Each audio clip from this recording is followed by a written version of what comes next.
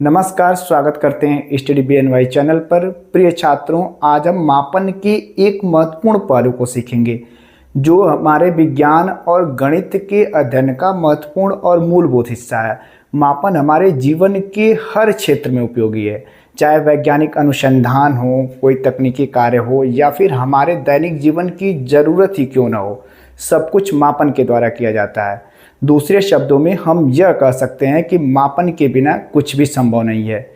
किसी भी वस्तु का मानक या अमानक रूप में मापन जो होता है वो अवश्य ही होता है।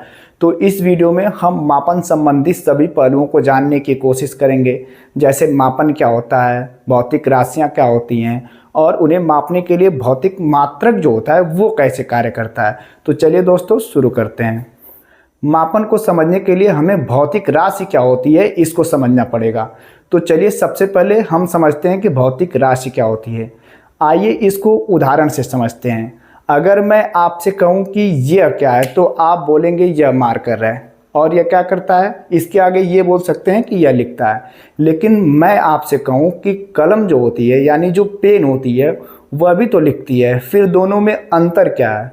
तो आप बोल सकते हैं कि मार्कर जो है मोटा है, वजन में ज़्यादा भारी है, जबकि पेन जो है वो पतली है और वजन में मार्कर से थोड़ी कम होगी। यानी यहाँ क्या कर रहे हैं, दोनों में तुलना कर रहे हैं। किस प्रकार? मोटा, पतला, भारी, कम भारी। यही क्या है? यही तो भौतिक राशि है। यानी भौतिक राशियाँ दो वस्तुओं में तुलनात्मक रूप में उपयोग की जाती हैं। अच्छा, मोटाई को किस रूप में हम नापते हैं? तो लंबाई के रूप में नापते हैं, जबकि भारी या कम भारी को द्रव्यमान के रूप में मापते हैं।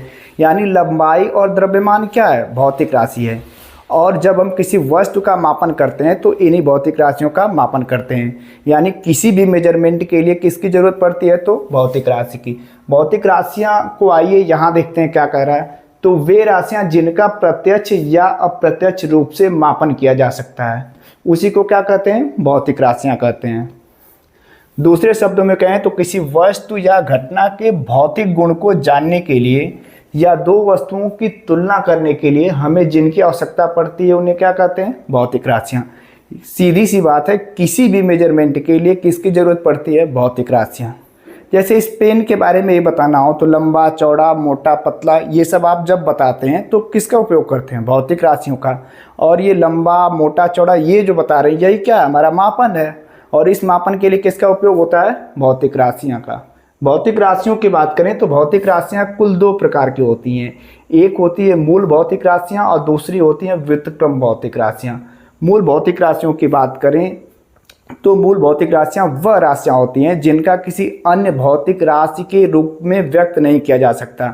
ये भौतिक राशियाँ सभी स्वतंत्र रूप से मापी जाती हैं और ये भौतिकी के अन्य सभी राशियों का आधार बनती हैं। यानी फिजिक्स की जितनी भी भौतिक राशियाँ हैं, जैसे वेग, त्वरण, गुरुत्वाकर्षण बल, इन सभी का एक क्या होती है? मूल भौतिक राशियाँ के द्वारा ही बनाई जाती हैं। और मूल भौतिक राशियाँ कुल कितनी होती हैं? तो 7 होती हैं। कौन कौन? लंबाई, द्रव्यमान, विद्युत धारा, प्रकाश, अभिव्यक्ति को हम ज्योति तीव्रता भी बोलते हैं। तो यहाँ ये लिख सकते हैं ज्योति तीव्रता। और क्या है? ये तापमान हो गया। मात्रा, जैसे किसी पदार्थ को जब हम मोल में व्यक्त करते हैं तो उसी को मात्रा बोला जाता है। तो ये मात्रा है और ये समय है। जबकि व्युत्क्रम भौतिक राशियों की बात करें तो ये भौतिक राशियाँ दो या दो से अधिक मूल भौतिक राशियों से मिलकर बनती हैं। इसमें क्या है? वेग है, त्वरण है, बल है, ऊर्जा है, कार्य है। ये लगभग 100 से ज़्यादा है। जैसे वेग ज्ञात करना है किसी वस्तु का, जब वेग आप ज्ञात करेंगे तो वेग ज्ञात करने के लिए क्या चाहिए? लंबाई चाहिए और समय चाहिए। तो ये दो भौतिक राशियों से वेग मिलकर बन गया, लंबाई और समय से। तो इस प्रकार जो व्युत्क्रम भौतिक राशियाँ होती हैं ये दो या दो से अधिक मूल भौतिक राशियों से मिलकर बनी होती हैं। अब यहाँ तक आप समझ गए भौतिक राशियाँ क्या है। तो भौतिक राशियाँ क्या है? किसी वस्तु के भौतिक गुण धर्म को जानने की या मापने का एक साधन है। सीधी सी बात में भौतिक राशियाँ किसी वस्तु के भौतिक गुण धर्म को जानने या मापने का साधन है। अब आइए देखते हैं मापन क्या होता है। तो मापन को अंग्रेजी में मेजरमेंट कहते हैं।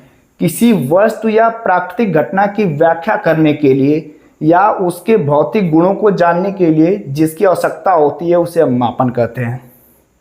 जैसे ये वस्तु है, अब इसको जान के क्या है, लंबी है, लेकिन कितनी लंबी है ये जानने के लिए क्या करेंगे, इसका मेजरमेंट करेंगे यानी मापन करेंगे। तो यही करा है, किसी वस्तु के भौतिक गुण को जानने के लिए क्या करते हैं हम, किसकी आवश्यकता पड़ती है, तो मापन की। अच्छा, मापन के लिए दो चीज़ों की आवश्यकता पड़ती है, यानी मापन दो तरीकों से बनता है, यानी मापन दो चीज़ों से बनता है। एक होता है मात्रक, दूसरा होता है अंकिक मान। मात्रक की बात करें तो ये भौतिक राशियों को मापने के लिए एक स्वीकृत मानक होता है जो हम बनाते हैं, समाज बनाता है या विश्व की संस्थाएं बनाती हैं। जबकि जो आंकिक मान होता है ये किसी राशि का संख्यात्मक मान होता है। जैसे कोई मात्रक है, उसका कितनी बार हम प्रयोग कर रहे हैं वो क्या होता है, आंकिक मान होता है। जैसे आपने एक लंबाई नापा, कोई छड़ है, उसकी छड़ की लंबाई कितनी है, 20 मीटर मान लेते हैं, कितनी है, 20 मीटर। अब 20 मीटर में ये जो मीटर है ये क्या है, मात्रक है, और ये क्या है, हमारे और आपके द्वारा माना गया है कि इतनी लंबाई को क्या बोलेंगे, 1 मीटर बोलेंगे। तो ये मात्रक जो है मानक है। अब मात्रक कितनी बार प्रयोग हुआ है वो क्या होता है, आंकिक मान। तो कितनी बार इस मीटर का प्रयोग किए हैं, तो 20 बार। तो जो ये संख्यात्मक मान है, न्यूमेरिकल वैल्यू है, ये क्या हो जाएगा, आंकिक मान हो जाएगा, और ये मीटर क्या हो जाएगा, ये मात्रक हो जाएगा। आई होप दोस्तों ये वीडियो आपको पसंद आई होगी, मापन, भौतिक राशियाँ और मात्रक के बारे में। अगली वीडियो में हम मात्रक की जो पद्धतियाँ हैं उनके बारे में चर्चा करेंगे। अगर वीडियो आपको पसंद आती है तो वीडियो को प्लीज़ लाइक करें और अपना प्यार देने के लिए हमारे चैनल को सब्सक्राइब करें। मिलते हैं अगले वीडियो में। जय हिंद, जय भारत।